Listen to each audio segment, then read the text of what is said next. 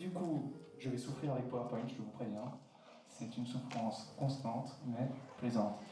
Alors, nous avons un trailer que je ne vais pas m'embêter à lancer et je vais... je suis en train de déplacer mes slides. On va directement faire magie. On la refait. Magie. Magie numéro 2. Magie numéro 3. Alors, c'est quelle touche déjà? Roman, c'est quelle touche? F5. F5. Voilà, c'est bon. Bonjour à tous. Alors, putain, moi je suis aveugle. On va commencer par un petit truc tout bête en demandant... Alors, qui connaît Code Lyoko? On est bon, c'est bon. Je ne vais pas avoir à expliquer tout ça, je gagne déjà 10 minutes. Ensuite, qui a déjà joué à l'IFSL? Ouais, on est pas mal. En vrai, on est pas mal non plus. Oui, non, mais même si t'as joué qu'une minute et que t'as perdu, ça fonctionne en vrai, hein, c'est juste une idée globale. La méduse, t'es mort avec méduse, c'est très bien. C'est normal, en vrai c'est normal. Parfait. Mais il faut que tu meurs de partout une première fois. Du coup, on va quand même faire un mini récap avant tout, mais n'oublions pas qu'évidemment le principe de cette merveilleuse mini-conférence, c'est de dire comment on fait un fan game avec un noix couché dehors pendant 11 ans ou plus, et les différents enseignements que j'ai pu en tirer, que je pourrais vous transmettre dans ma sagesse infinie, ou pas. Du coup, pour rappel, mon taf sur ce projet, c'est beaucoup de boulot, c'est je programme, je modélise, je texturise, je sonorise, je design, j'écris, je dirige. Bref, j'ai beaucoup de choses à faire, mais j'ai aussi des gens qui m'aident, donc des traducteurs en 5 langues, des comédiens de doublage merveilleux, des bêta-testeurs, de la musique, voilà, plein de gens qui m'aident et qu'on ne remerciera jamais assez. Les petites mains qui font énormément de choses et qui rendent ce jeu toujours meilleur à chaque nouvelle année. Du coup, c'est une présentation en moins de 50 slides.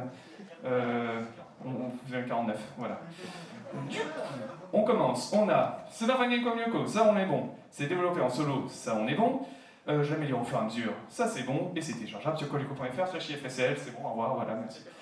Suivant, plan de bataille. Allez, qui je suis, qui vous êtes, parce que quand même, il faut se rassurer.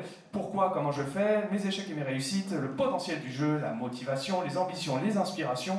Autant de thèmes que je veux aborder en pas trop longtemps. J'ai déjà 20 minutes de bouffée. Qui suis-je? Ça m'affiche tout d'un coup. C'est pas grave, on va faire graduellement. Je communique beaucoup en anglais sur internet, mais je suis français en réalité. Mais pas d'accent, c'est juste le stress qui me fait prendre cet accent. Et comme beaucoup de vieux jeunes, j'ai découvert Code Lyoko quand j'étais gamin. Je suis de formation dessinateur, je ne suis pas programmeur. J'ai donc appris sur le tas ce genre de choses. Mes passe-temps, c'est dessiner, programmer, écrire, faire de la 3D, de l'animation, de la BD, de la bouffe, des projets, regarder la nature, faire mon Calimero.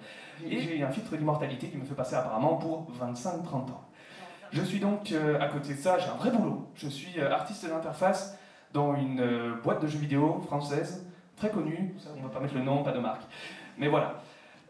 Du coup, je suis maintenant dans la vie professionnelle et active, mais j'ai commencé ce projet avant.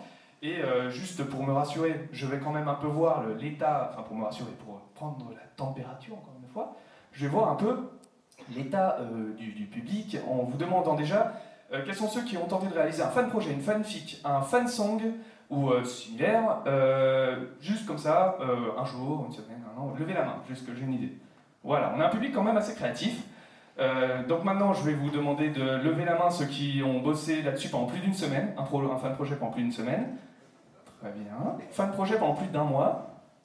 Bien. Fan projet pendant plus d'un an. Fan projet pendant plus de 2 ans. 5 ans, allez on augmente. Ouais, ok, 9 ans. Ouais, bien, il y en a quand même. Hein. Donc voilà, pourquoi je vous dis ça? C'est pas pour dire oh là là, il y en a qui font plus que les autres, c'est pas ça l'idée.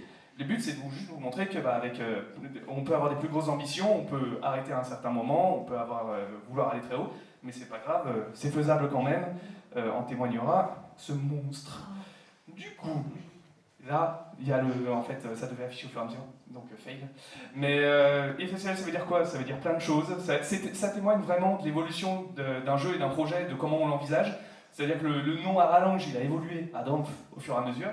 Et du coup, on s'est retrouvé avec... ça témoigne vraiment de l'état du truc. C'est-à-dire qu'au début, c'était interface supercalculateur de Code Lyoko. Donc Flash, tout le monde connaît à peu près. C'était le vieux player online où on faisait tourner des trucs. C'était bien pour des petites animes. C'était bien pour une petite interface, ça marchait bien. Ensuite, on est arrivé sur l'interface fictionnelle du supercalculateur. Je vous laisse deviner pourquoi. Flash est mort. Et ensuite, comble de je ne sais pas quoi, on est arrivé à interface fictionnelle simulée de Code Lyoko, parce qu'en fait, le supercalculateur, c'était une des interfaces. On sent l'extension à ce moment-là du projet. Du coup, après ça, on peut attaquer un peu plus les questions classiques que je vais au moins virer assez rapidement, avec la question qui tue. Qu'est-ce qui m'a inspiré à faire ça? En une seconde, il y avait une autre interface qui existait il y a 10 ans et plus, un truc en ligne fait sur Flash, justement, une autre représentation du supercalculateur de Jérémy, et tout bonnement, j'ai vu que c'était faisable. C'était un truc plus communautaire, des petites news, des petits machins, des petites animes, mais ça m'a donné des bases, j'ai vu, c'est faisable, il y a un concept, il y a de la tech Flash qui à l'époque était cool, et je me suis jeté dedans, et j'ai commencé à programmer, à faire mes petites animations. Cette LyokoInterface.net a duré, je crois, quelques années. Elle avait ses petits programmes de base et après elle s'est éteinte d'une douce mort. Voilà, RIP, mais c'est à cause de ça que je suis là. Voilà. À cause. Non, grâce, je déconne. Donc ça c'était pour la partie inspiration globale, en vrai, faut quand même payer hommage. Après c'est pourquoi je fais ça. Autre question très classique, pourquoi cette folie? Eh bien c'est parce que, comme beaucoup de gens, j'aime les interfaces de fiction. J'aime beaucoup dans tous les films de SF, très récemment toutes les grosses superproductions hollywoodiennes, on a énormément d'interfaces, d'ordinateurs, de trucs qui font tech, trop classe. Et du coup, je me suis dit, on va essayer de faire ça en jeu et trouver un gameplay, trouver quelque chose qui pourrait être sympa. Du coup, l'exemple du HUD de Iron Man étant un des exemples les plus connus de la pop culture, on va dire. Le machin, vous savez, vous avez devant les... Du coup, pourquoi j'ai fait ça? Parce que j'aimais les interfaces de fiction, on témoignera ce grand truc. Parce que c'est un jeu de niche, c'est un jeu qu'aucune personne d'autre n'aurait fait, dans le sens aucune autre entité voulant y passer énormément de temps, voulant même par exemple le faire de manière professionnelle ou sur un jeu de long terme.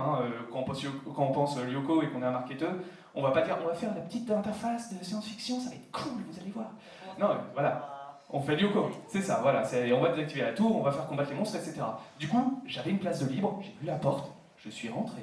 Et j'ai jamais ressorti, je cherche encore la sortie. Voilà.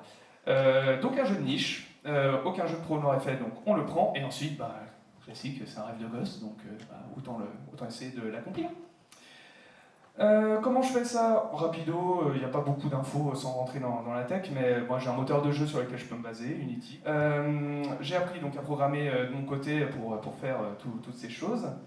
Et ensuite, j'arrive plus à lire mes notes, j'ai ma vue qui baisse. Et ensuite, j'ai tout fait petit bout par petit bout. C'était une note importante. Du coup, donc je fais des trucs, ça m'amène à des machins comme ça, et où je me retrouve à faire plein d'éléments avec ce programme dont le nom ne vous êtes pas... C'est bon? Vous connaissez? Super, c'est bon, on est bon. Tout va bien, ils n'ont pas menti, ils connaissent la série.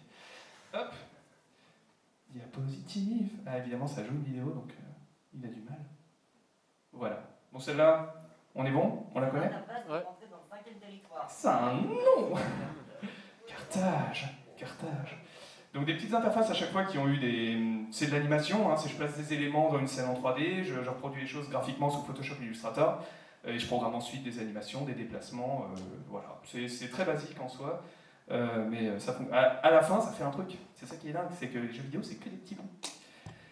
Ça marche aussi pour ce programme. Allez, c'est quoi le nom? Perscan. Yeah, on est bon. Et on scanne actuellement l'Europe, et il y a plein de noms de pays en dessous. C'est rigolo. Ça m'a pris 1 heure de remplir toute la feuille avec tous les noms des pays. C'est cool, hein, mais en vrai, c'est ces petits détails qui font le jeu. Toujours aimer les petits détails. Tac.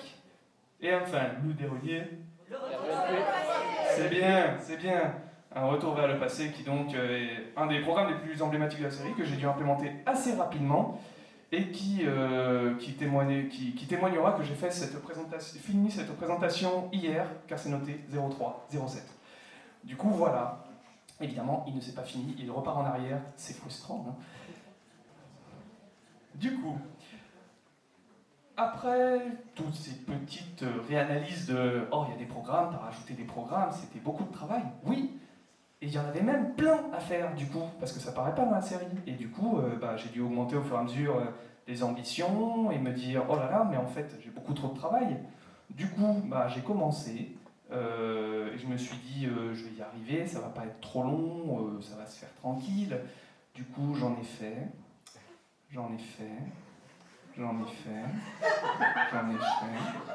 et j'arrête là, mais en vrai, il y en a d'autres. Donc voilà, et parfois, non, il y en a, c'est de la triche, c'est juste une variation. Mais beaucoup de boulot, mais écoutez, c'est plaisant, hein, on se dit, oh là, t'as plein de programmes, mais moi, je me souviens plus de ce qu'il y a. Voilà, c'est une simulation d'ordi, je pense que là, on est tous d'accord.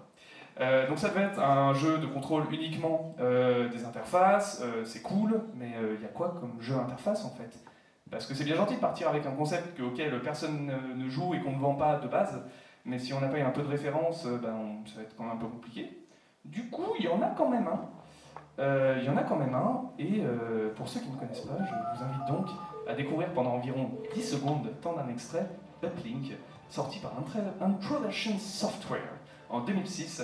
Donc ça existait déjà, un peu ce concept de faire des simulations, un peu de hack, très sobre, un peu à la hollywoodienne, et dans lesquelles on avait une musique un peu stressante, et alors c'est très flou, mais des résolutions d'époque, durant lesquelles du coup c'était du hacking. On pouvait aller sur un ordinateur et avoir cette petite fantaisie qui se développait de on est un agent qui va se connecter à différents comment dit-on, data centers et banques et trucs à travers le monde.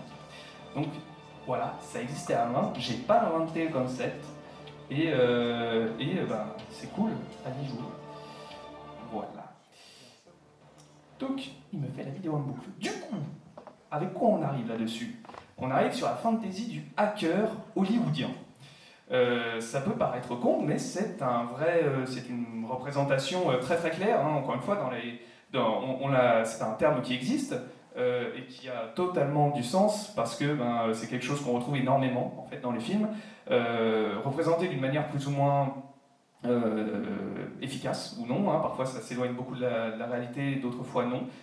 Très clairement, les Ressel et la série Code Lyoko, ça se rapproche de quelque chose qui est quand même avec des jolies animations, des graphismes sympas. Donc en fait, pas du tout le truc qu'on a quand on est du vrai hacking. Hein. Le vrai hacking, c'est aller envoyer des spams et des mails et du phishing pour savoir pour essayer de piquer les mots d'accès des gens et taper genre password et admin, parce qu'il y a toujours quelqu'un en sécurité qui a laissé admin et password à un moment. Et donc voilà, c'est beaucoup moins sexy que ça. Mais du coup, déjà, au moins, on a une fenêtre d'entrée et une idée de par où est-ce qu'on va, qu'est-ce que je veux représenter, quelle est la fantaisie que je veux essayer de représenter. Et du coup, c'était celle du hacker à la Hollywood, dans le sens gros blockbuster. Ou Code Lyoko, tout simplement, en fait. Mais disons que j'avais une autre référence que Code Lyoko, parce que c'est bien gentil d'avoir une seule référence, il faut réussir à aller chercher tout ce qu'il y a autour. Qu'est-ce que j'ai écrit là? Affiche-toi. Voilà, c'est quand même bien une interface. Mais on pourrait faire mieux qu'une interface. Ça, c'était il y a quelques années. Du coup, l'ambition maintenant, on est arrivé à autre chose. Il y a donc quelques années, on a eu ça, que j'ai posté innocemment. Et à cette époque-là, la 3D, avec l'interface qui existait déjà depuis 5 ans, ça n'existait pas. We're going into a world without danger, where we'll be safe, you and I, forever. Il y a une voix. Cette voix, c'est le premier doubleur, le premier comédien de doublage original que j'ai enregistré, qui venait de la série. Voilà, see you in a minute, honey. Donc comédien anglais, c'est le premier que j'ai réussi à contacter, et c'était le début de l'ambition beaucoup trop grosse que j'ai commencé à avoir pour ce projet. Que j'ai pu commencer à dévoiler avec les premiers visuels du laboratoire et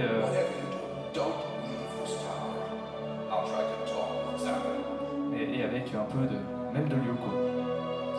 Bref, on commençait à attaquer les choses sérieuses et les nuits blanches. C'est pas vrai, je ne fais pas de nuits blanches. Très bien. J'adore sa voix.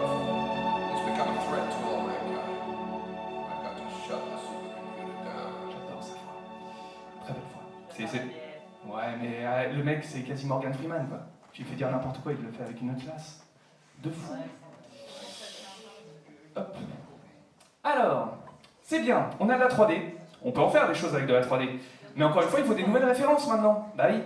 Du coup, sur quoi je tombe à cette époque-là? Sur la série des Persona. Persona, c'est quoi? C'est une série qui est en fait étonnamment proche du concept qu'on pourrait avoir dans Code Lyoko pour un jeu. C'est-à-dire qu'on a des lycéens qui vont avoir une vie d'étudiant pendant le jour et la nuit ils vont aller combattre un mystérieux, enfin une liste de mystérieuses entités méchantes et sombres, etc. Donc vie étudiante, vie fantasmée. Voilà, on avait déjà le format tout prêt. J'avais juste à copier. Manque de bol, j'avais déjà commencé le jeu.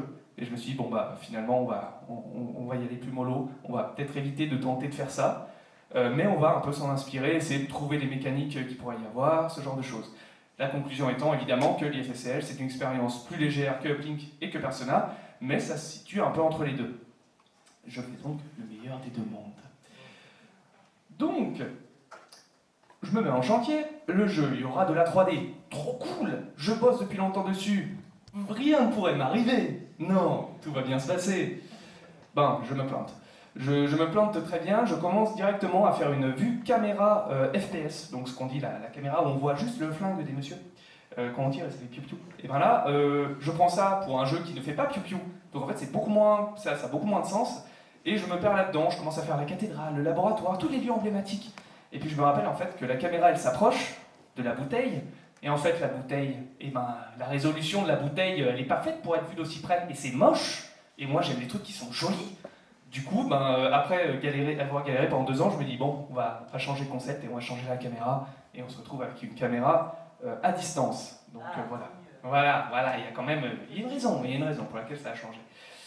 Donc on a un peu changé tout ça. J'ai fait des erreurs. J'ai appris de ces erreurs, il ne faut pas hésiter à faire des erreurs. Prévoir, témoignage. Nos attentes, elles étaient très importantes depuis l'annonce de cette saison. Je pense qu'elles ont toutes été comblées sans exception. Très bien, ça donne envie de voir la suite. Voilà. C'est le tacle gentil, même les acteurs, ils clashent, ça va. Une fois ça va. Voilà. Donc des erreurs, je vérifie le timing, on est bon sur le temps. Donc des erreurs, on en fait tous, en témoignera ce clip de la honte. Et ensuite, alors c'est cool, et comment tu fais? Eh ben j'y mets 20 ans en fait, j'y prends juste 40 ans. En témoignera cette date, 2015, ceci est le laboratoire. Donc, bon, ça va, hein, les gens vont avoir reconnu un peu la teinte verdâtre. Ça c'est le début. Voilà, et ça c'est 6 ans plus tard. Donc, en gros, en y passant du temps, on y arrive. Mais voilà, il y a une courbe de progression. Voilà, rien ne se fait en 2 secondes, hein, tout prend du temps. La chambre de Jérémy, voilà, superbe cube, une superbe loupiote. Voilà. C'est des blocs, hein, c'est des blocs, que des blocs. Voilà, s'il y a le poster d'Einstein que j'ai repeint, format 4K, je pourrais faire une impression super grande. Voilà. Et du coup, ça continue avec une évolution progressive. 2018, c'est encore des gros blocs. Là, il y a Jim tout petit. C'était un test. J'ai changé la taille des persos entre temps. Ensuite, 2020, c'était, il y a 1 an déjà. On commence à avoir un bon éclairage, des bons persos, etc. Et après, on améliore ça encore. Et 2021, on se rapproche au fur et à mesure de la série. J'ai pas mis la version de jour parce que j'avais pas la build sur moi. Mais sinon, il y a la version de jour que vous verrez bientôt. Je crois qu'elle n'est toujours pas affichée dans les chapitres. Voilà. Alors, qu'est-ce qu'on m'a demandé le plus? Très petite question que je vais vous poser. William, le skip l'avenir, une version mobile du jeu, une version multijoueur du jeu, une version où on peut aller sur Lyoko. À votre avis? William, bon, j'ai fini par le faire. Skip l'avenir, j'ai fini par le faire. Ne me demandez pas pour les répliques, ils arriveront, mais 2 minutes. La version mobile, on va se calmer, hein, j'ai pas que ça à faire. La version multijoueur, oui, bien sûr, c'est un jeu solo, on va pas en faire un jeu multi, ça fonctionne pas comme ça. Bon, voilà, on va pas faire du multi. On va pas faire du mobile. Hein. Ouais, c'est 2 minutes. Du coup, Lyoko Conqueror, c'est un jeu multijoueur. Du coup, il y a un moment, je me suis dit, allez, le multi, allez, t'es fou, t'es pas fou. Donc, j'ai commencé à faire un petit RTS, jeu de stratégie, pensez Age of Empires, pensez Command & Conquer pour les plus vieux, et pour les plus jeunes, comme il n'y a plus de RTS, vous ne pensez à rien. Mais en gros, je me suis dit, on va se mettre du côté de Xana, on va se mettre aussi du côté de William entre la saison 3 et 4. Il y a plein de choses à dire là-dessus, ce petit moment où il était sous les contrôles de Xana. Et donc je me suis mis à développer un petit jeu qui a pris plein de formes, qui a eu des versions prototypées par moment, qui fonctionnaient bien, mais ça prenait un temps fou, et à un moment, il faut faire des choix. Du coup, adieu le Conquérance. Peut-être renaîtra-t-il à un moment, on verra. Je vais d'abord essayer de finir un projet à la fois. Il faut savoir rester concentré. Concentré. Voilà, des petites ennemis. Ça, je savais pas que ça allait jouer automatiquement. Voilà, c'était le Conquérance. Du coup, le jeu multijoueur que je ne ferai pas. Mais du coup, j'ai aussi fait un jeu mobile. Et du coup, comment dire, j'ai craqué. Alors, on était en période Code Lyoko Evolution. J'ai donc essayé de retirer ce qu'il y avait d'intéressant de Code Lyoko Evolution. Ne froncez pas vos sourcils. Il y avait des choses. Il y avait un mégapode. Il y avait un nouveau territoire. Il y avait des possibilités infinies, en fait. Parce que le jeu mobile, t'as plein de concepts tout près. Du coup, j'ai pris quoi? J'ai pris le mégapode, le gros vaisseau qui se balade dans le territoire. Et je me suis dit, on fait déplacement automatique et on fait le truc classique des 3 lignes où on swipe. Et on choisit sur quelle ligne il sera pour éviter les pièges. Et on appuie sur l'écran pour tirer sur les monstres de manière plus ou moins automatique, je ne sais plus. Je crois qu'on devait toucher sur les monstres dans l'espace pour pouvoir les détruire. Donc voilà, il y avait un petit concept, j'avais déjà prévu les autres véhicules, les pilotes à débloquer. Les pilotes, en fait, tu les vois pas, hein. Là, dans le Megapod, c'est vraiment juste l'image que tu débloques. Mais voilà, il y avait ce petit concept, sympa, le prototype a fonctionné, je pense qu'il est encore sur Android, quelque part, voilà, mais le truc, en fait, je reçois des alertes de Google Play qui, à longueur de temps, me dit mettez à jour votre machin, c'est pas conforme, ils changent leur truc en continu, c'est un métier à part entière de développer des jeux mobiles. Encore pire, je veux dire, parce qu'il faut tout le temps se mettre à jour. Du coup, j'ai fait ouais, c'était bien. Allez, suivant. Il n'y a pas d'autre jeu, on se calme. Mais si, en fait, j'ai aussi fait un éditeur de visual novel, mais j'ai pas fait la page. Mais j'ai aussi fait un éditeur de visual novel, utilisé au moins par une personne dans l'audience. Oui, je le vois. Voilà, donc il y a quand même, trop de projets, on va se calmer. Du coup, je me suis calmé. J'ai passé 11 ans de ma vie sur un fan game, de 18 à 29 ans, faut savoir choisir son combat, c'est pas grave, faut tenter des choses, faut les sortir de sa tête. Je l'ai fait, ça m'a pris un peu du temps, mais j'ai fini par le faire. Donc voilà, j'ai appris, c'est les projets qui m'ont permis de m'assurer qu'en fait, c'était pas pour moi de faire un jeu mobile, que faire un jeu multijoueur trop ambitieux, c'était pas pour moi non plus. Je vais, encore une fois, il y a des projets comme ça que je peux reprendre et je peux essayer de recalmer et dont je peux changer les objectifs. Tout simplement, c'est ce qu'on verra avec le défunt Lyoko Conquérance, mais qui peut-être un jour renaîtra. On va espérer de ses cendres. Maintenant, on peut se mettre au boulot, hein. Je suis à la diapositive combien? 36 sur 53. 40. On est bon. C'est pas moins de 50. On est bon.